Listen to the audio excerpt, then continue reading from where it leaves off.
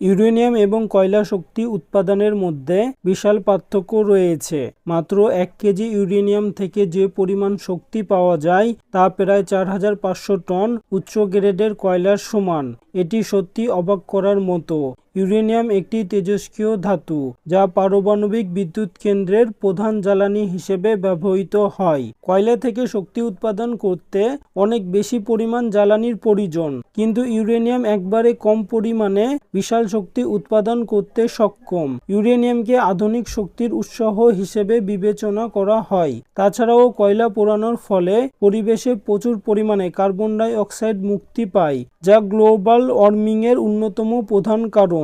ইউরেনিয়ামের ব্যবহার করলে আমরা শক্তির উৎপাদন করতে পারি, আবার পরিবেশের উপরে চাপ কমাতে পারি। তাই আমাদের উচিত নবায়নযোগ্য শক্তির দিকে নজর দেওয়া এবং ইউরেনিয়ামের মতো বিকল্প শক্তির উৎসকে